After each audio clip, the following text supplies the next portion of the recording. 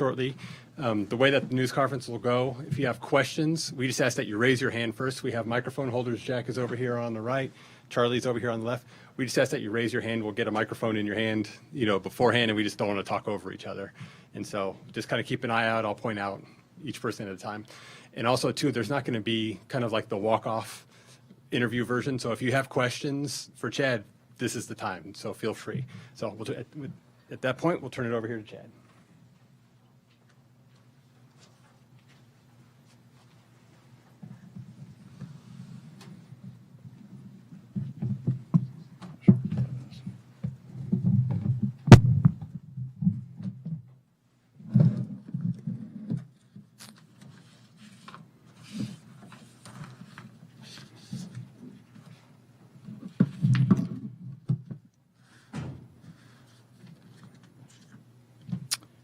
All right, good afternoon.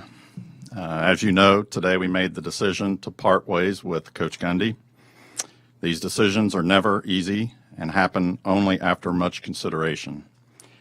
As with any head coaching change, this impacts not only one person and one family, but many. And all are good people working very hard for our student athletes and for Oklahoma State University. We are forever grateful to Mike Gundy.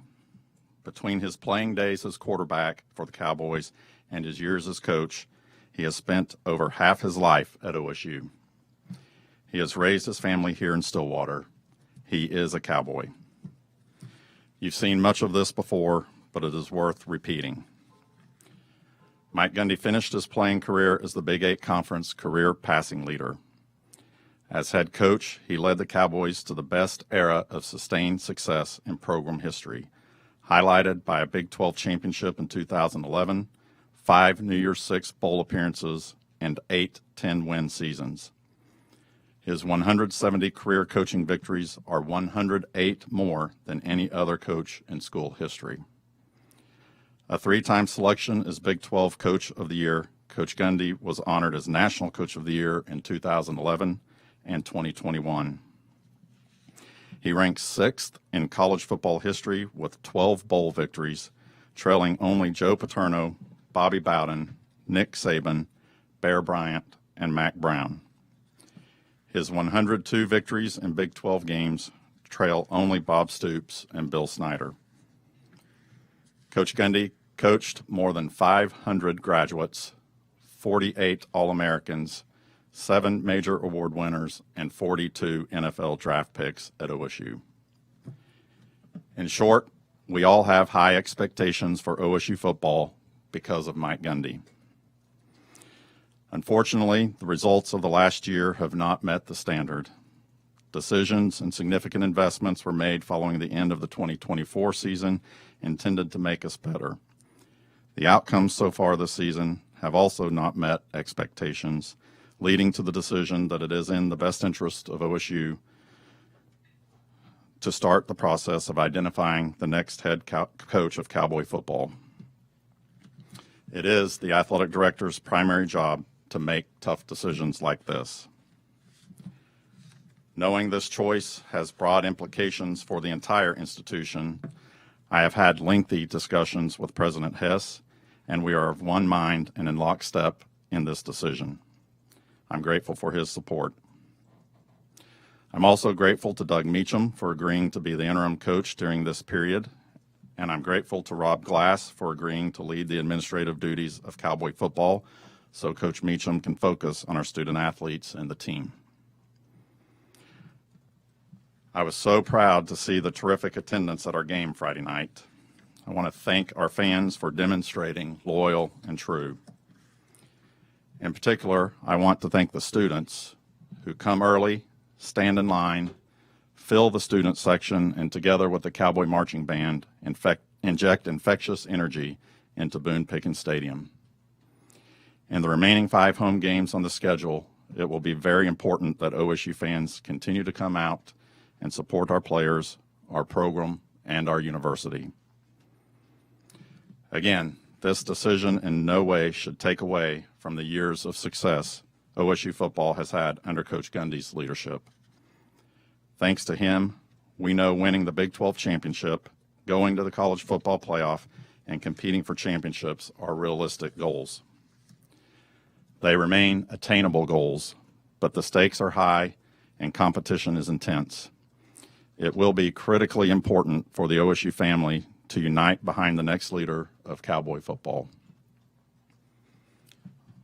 With that, I'll pause and take questions. Chad, did you can you confirm that you did get a new contract? That you did get a new contract? But we're not here to talk about my deal. I'm Is yes or no? No, that is not something that's completed, and that's something that I'm not worried about at this time. I feel very good about where I'm at. I feel great about my relationship with President Hess and his leadership of this university. Feel great about about our board and the support from the board. So I'm not worried about that today. With regard to Mike's relationship with the university, to what extent was it damaged, do you think, Chad, last November when he said what he said about fans, and it seemed to anger donors and it seemed to anger fans, but just how important or significant was that moment in this process? Yeah, this isn't about one moment. If we were stacking up moments, right, there's a whole lot of moments that are in the good category, but this is about the bigger picture, and absolutely our donors and our fans are critically important. That's true all the time, and it's more important now than it ever has been. But this was not about one moment. Chad, 2 questions. Kind of piggybacking off of that, when did you know that there had been enough moments that this was the decision you'd ultimately have to make? Yeah, I think that speaks a little bit to the timing of how we've gotten here. This was not something that, I thought we would be doing today on this Tuesday, right? I fully expected to beat the University of Tulsa. I expected the results of this season to be different than they've been so far. Again, that goes back to the expectation level that Coach Gundy has set for this program. We have higher expectations than that. So when it just appeared that that was not going to be met, I felt like for the good of the program, it was time to, make this decision so that we could start the process of, getting the program where we want it to be. And that's, it's hard. I think the first decision is what is the decision? And the next decision is what is the timing of it? And that, in a lot of ways, can be a harder decision because I've not yet seen when is a good time or perfect time to do something like this. There's no such thing. It is a hard thing to do, and there's consequences of however you do it. But I felt like in this case, we needed to do it now so that we could position the program to move forward in the future. That leads to my second question on the timing. Obviously, it's a midseason firing, and those are still relatively rare in college football. Why did you think that was important? And a Tuesday, your team's already down the road on their week. Just the timing, big picture, but also small picture this week. Yeah, again, there's no time that's good, and like I say, this was not something that last week I was thinking that we would be doing here today. And so, but there are things that we have to do once the decision is made, right? There's a lot of steps, and it was more important for me to get those things right and then to hurry up and make the decision. And so it was just about what was in the best interest of moving the program forward in the long term. I mean, I get that we've got, there's things right here in the here and now this week, today, tomorrow, but we also have to be looking at what's better for the program over the next year, 2 years, 5 years. Chad, hindsight's always 20/20. When you look back at last December, can you talk about would that have been a better time for this coaching change, and was there a lot of consideration then for a coaching change to where you're at today? And my expectation was that we would, be winning football games this season, right? So no, that was not. I don't look back on that and think we should have made that decision then. I feel very comfortable with the decision that we made to go into this football season and see where we could go. So. And also, when you informed the team, were you at the team meeting that informed the team? And if so, what was their demeanor? What was their reaction when they got the official news? I think it would be about like you would expect. I mean, it was just quiet. I mean, this is, in some cases, I'm sure this is the first time that most of those players have been through anything like this, and I get that, right? I'm very sensitive to that, and so my main message to them is, look, there is, first of all, there's nobody in this room that this is their fault, right? And but there are a lot of people here at OSU that are here for you, and your coaches, the staff here. So, I feel really good about the support that we have around them, and they're here to play football, and that has not changed. They get to go to practice this afternoon. They've got a game this weekend, and that's what we want them to do. And want them to have fun doing it. Want them to compete, and I think that's our expectation. Yeah, Chad, regardless of contract status, have you been charged with finding the next coach? I mean, is that you said it's what Yes. your number one priority Yes. now is finding the next coach? Yes. What are you looking for? What are your priorities? What when you make your list of what you're looking for, what's on that list? Yeah, that's a good question. We'll have the opportunity, I think, to get into that later. I don't really want to spend a lot of time on that. I mean, to Jenny's point, I think football, the game, has changed, and so I think that as we have discussions with potential candidates for our football coaching search, I'm going to be interested in hearing how they see building the program, building the vision for how they establish a winning program. Look, we've proven that we can win here. Again, that goes back to the success that we have had under Coach Gundy. We've proven that we have a lot of success, a lot of support for this program. The ingredients are here, and I feel very, very confident about that. I know that I will be able to talk about that with any coaching candidates. This is a place that you can win football games at. Again, Coach Gundy has proven that, but there are things about the game that has changed, and so I want to hear what the vision is from any of our candidates about how they would approach that. Chad, as far as Friday night, it's been 4 days since then. What played out from that point to Mike Gundy speaking yesterday, still in this job, to this morning, things changing? What transpired over those 4 days? I'm sorry, say that again. What transpired in the 4 days since Tulsa that led us to here, and how was the news delivered to Coach Gundy? Well, I met with Coach Gundy this morning, and I'm not going to get into the details of that conversation. I feel like that's between he and I, as I would feel that way about anyone. But I can tell you that it was a good, I will say it was a good conversation. I really appreciate the way that Coach Gundy handled everything in that conversation. And again, I go back to what I said, I think, when Jenny asked, is that it was more important, I think, for me to get this right. And, I think a lot of that is because here we are dealing with a coach that's in his 21st season and has had a lot of success here. And so I just wanted to make sure that, that we were able to handle all of that the right way. And that takes time. And I, again, I'm not worried about this week or the next 2 weeks. I'm worried about next year, 2 years from now, 5 years from now. So, Given that history, was he offered the opportunity to see out the season? Was that on the table at any point? that was not discussed. Chad, for 4 years before you became the AD, you essentially worked out of the football building. You were there a lot. So does this feel more personally difficult for you because you were kind of shoulder to shoulder with Mike all that time? Well, really, for 8 years. Right? Yeah.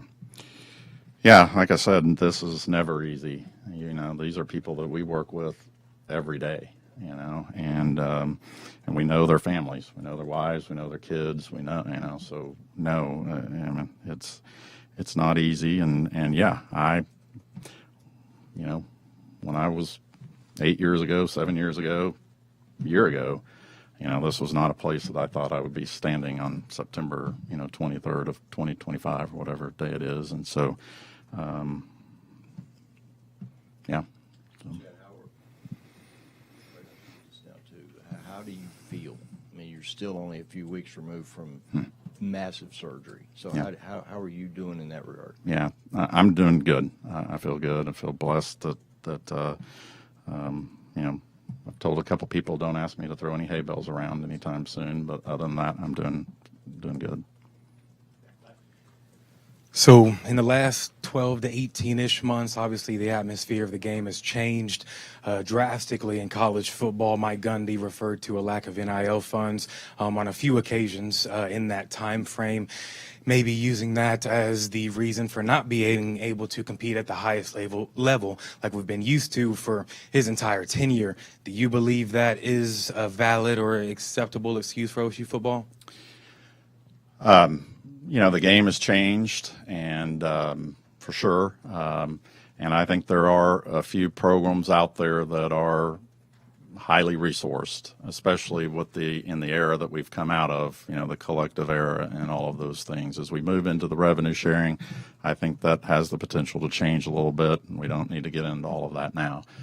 What I am extremely comfortable of is we are resourced at the level that we need to be resourced at. I mean, this is not an inexpensive football team that we have on the field this season. I feel really good about the investment that we've made here. I feel great about the support that we have here. I think, again, all you have to do is go back to the game on Friday and remind you that this was a Friday night football game, and coming off a 3-9 football season and coming off the game before, and we had a full house. We have 123 suites that are sold out. We've got 3,600 club seats. This place has support, and there are people who are committed to winning here. Our donors are committed to winning here and giving us the resources that we need to win here. Our administration is supportive. We have won football games here, and we can win football games here. It's not like I'm going to be talking to candidates about some kind of dream or something that's never happened here before. I'm going to be talking about, continuing the standard that has been established here, and we have the support for that. We need to continue to grow that support. I'm not saying that, and this is, I think, continued opportunity for the OSU family to come together and support this program. And so to follow up on that, obviously, I know this is a tough time with everything being so fresh, but do you anticipate to have that continued support in the post-Gundy era? Yes, absolutely, 100%. I think that is loyal and true. That's our people. So yes, I do, and I expect that.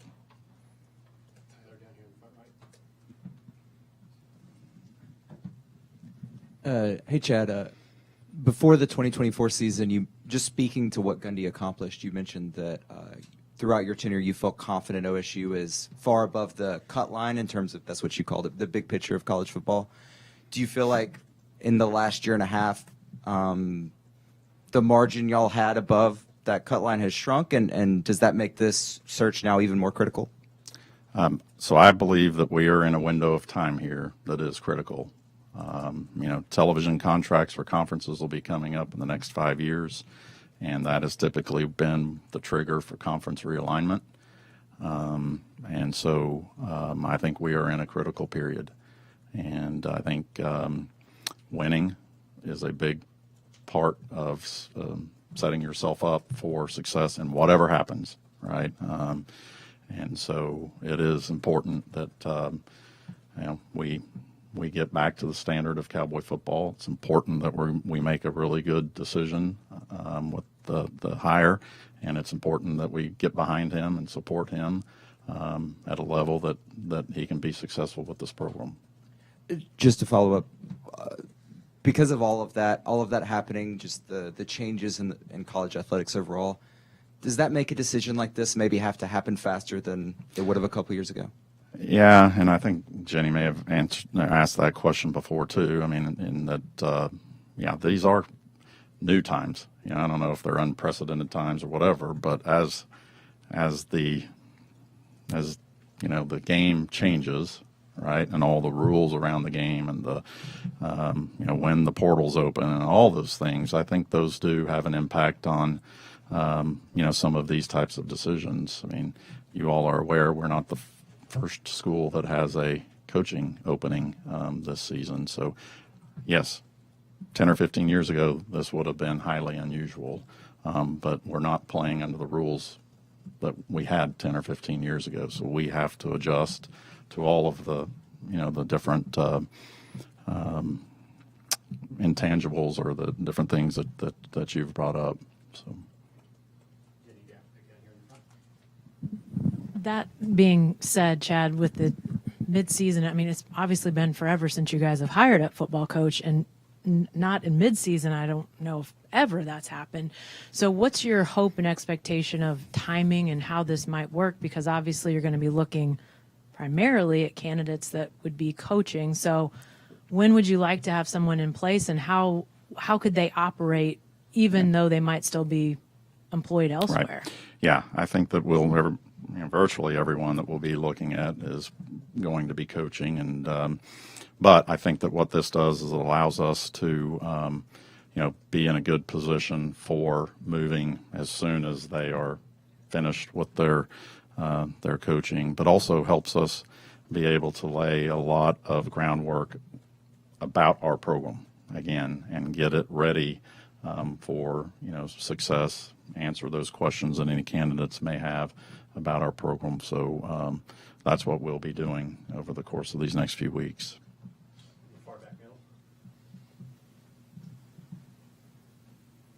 Chad, one of the big concerns about the parting ways with Gundy was the $15 million buyout.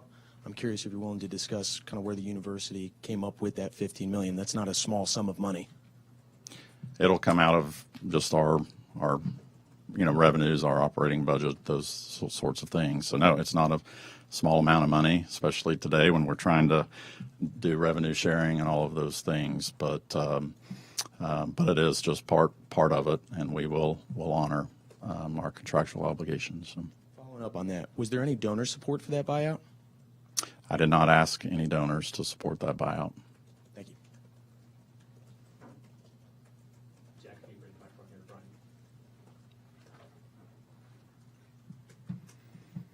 Chad, I'm curious your message to OSU fans, many of which would agree with your decision today, many of which would not. Yeah, and I understand that, and that's the case with almost every decision I make, right? And so that just comes with the territory. I think the message is, regardless of what you think about the decision, regardless of what you think about me, that's not what it's about. This is about the program. It's about the university. And if you love OSU and you love Cowboy football, then we need you behind it. That is what makes it successful, is we have to have, the family come together and align and get behind this program. And, there's lots of ways to voice, your disagreements with me or my decisions, and I'm always open to that, right? I'll listen to anybody that wants to give me their opinion. But I hope that we can take off the table not supporting this program, because I don't understand what good that does for anyone. And I don't believe that'll be the case. That, this place. I mean, that's not how, again, I just point back to our Friday night football game and that crowd. I think that is a great, perfect example of what this place is about. And so I think they'll be there. They'll be behind this team now and moving forward. Yeah, right here. You mentioned that this decision, you're not as concerned with the next week or 2 weeks. What is a realistic timeline for a new staff to be able to get this program to a level that you'd be happy with? I'm not going to put a time frame on it. I think that would be doing a disservice, to our next coach. that's something we can certainly talk about in the process, and something that he may want to address that question when he gets the opportunity to stand up here and do that. But I'm not ready to do that right now, and certainly not going to do that to him, whoever that is. So.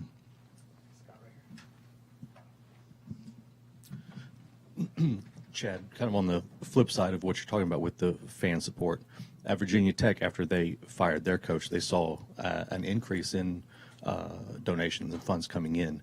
Do you anticipate, do you have any feeling that something like that could happen? And it's not just as a slight to Coach Gundy, but right. just the idea of a clean slate.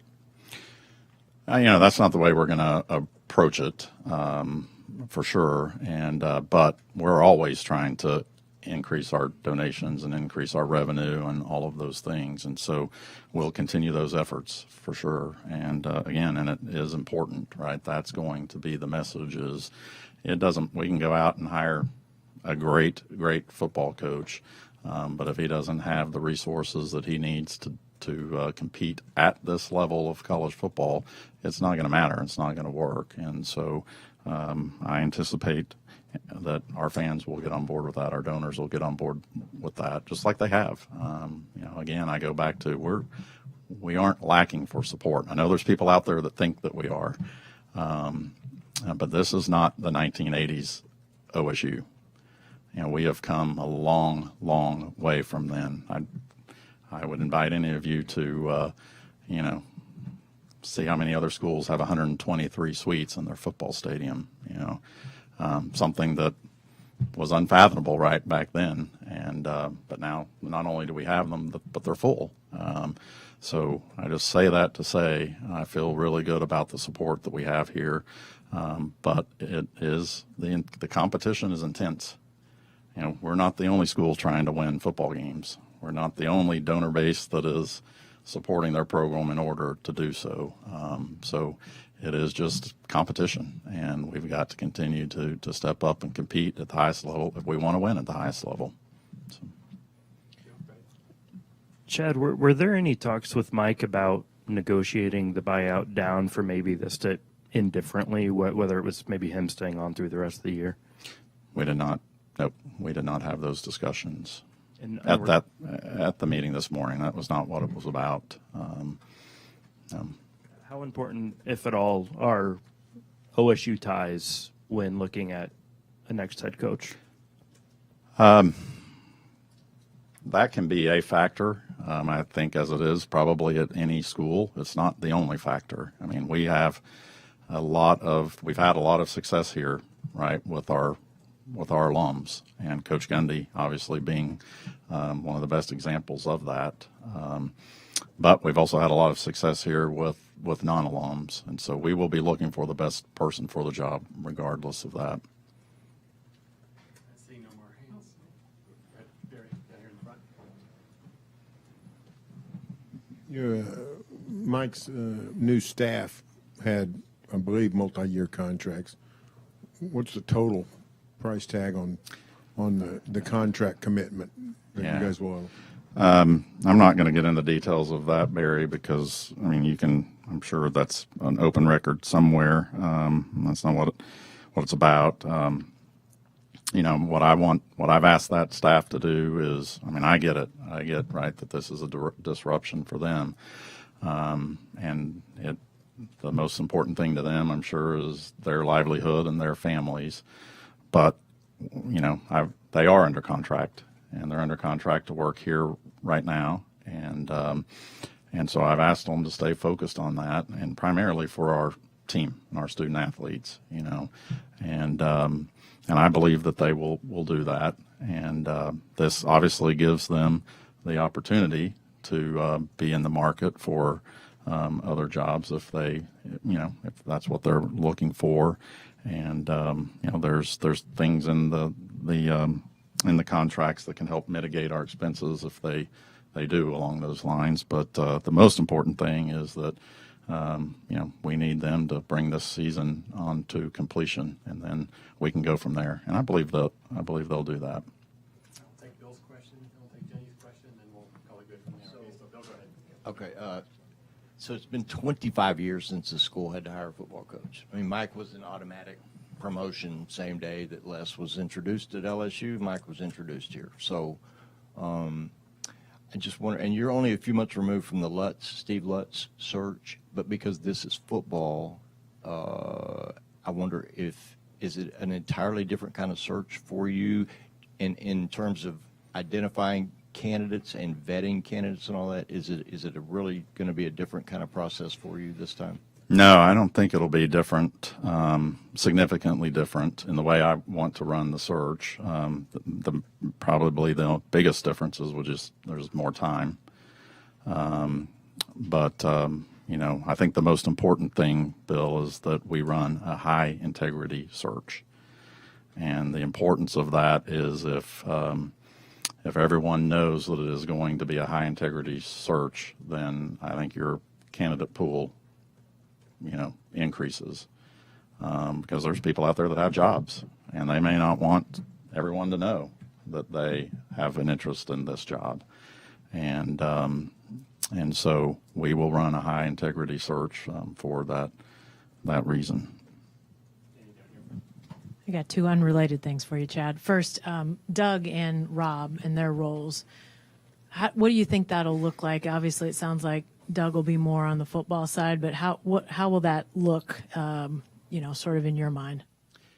I think the best way I can put it is, kind of everything in between the lines is going to be Coach Meacham, and everything outside the lines will be, Coach Glass's responsibility. So I think that's a great combination. I mean, obviously with Coach Glass, we have somebody that's been here for as long as Coach Gundy has been, knows the program inside and out, and I have a lot of trust in him. I think he's got trust among the entire football operations, and I think what that does is it allows Coach Meacham in this time to focus on the team and not be worrying about all the myriad of other things that's part of a football coach's duties and responsibilities these days, and it's enormous, right? All the moving parts that are involved with that. And so right now, because we are in the season and things are moving, I wanted to make it to where Coach Meacham could focus on the team, game planning for upcoming Baylor and Arizona next week and those kinds of things, and not be worried about all of the other moving parts.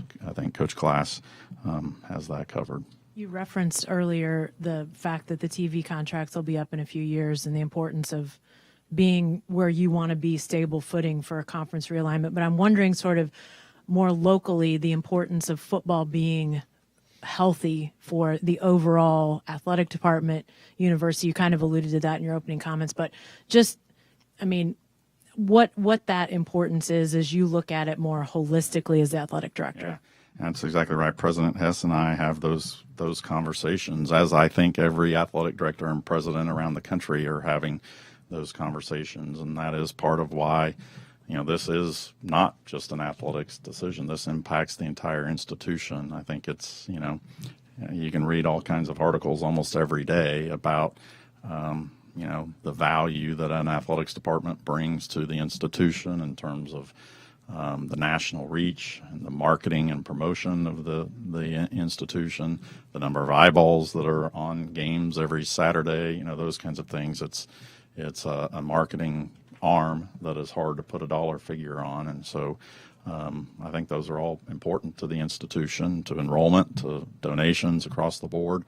And those are the conversations that I've had with President Hess. And like I said, he's been very, very supportive. Chad, having seen this at other schools, kind of knowing what the process looks like from a recruiting standpoint, already had an in-state running back decommit today. You got 2 4-star defensive linemen committed, actually a pretty good recruiting class. And I know it's a bigger picture decision, but how much of a concern is losing a recruiting cycle? Yeah, and I mean, it's a concern, Robert, but I think, as you know, that's going to happen about any time that you do it. That's just part of it. Now, just because they're decommitting doesn't mean they can't recommit, and that's part of the challenge is we want to stay in the in that conversation with them, and I'm sure some of them will, but we hope not, and we're going to work to try to make it not. I think what we would ask is just give us a little bit of time, wait and see what it is that we do, and then you can make that decision. Signing day in December, are you looking something in place before that signing day? I'm aware of the timeline and all the implications of that. And so, yes, that will all be in consideration, but not at the expense of getting who we think is the right coach for the long term. Barry, this will be the final question. Yeah, Chad, you actually had some viable options to be the interim head coach. Why'd you go with Doug? We had some conversation about that, and I think for a number of different reasons. But I felt like that he was, the person that by elevating him to that position would be sort of the least disruptive to all of the other positions. If we were elevating someone else, I think it could create more moving parts than we already have. He is an alum, so he, I think, has an understanding of this place and the culture and the program, and so I think that was also a factor. So just one thing I will say is that we look forward to continuing to celebrate Coach Gundy and his accomplishments. There will be a time and a place soon for that to happen here, and we will do those things. So we are very appreciative of everything that he has done for this place, for this university, and for this program. So thank you.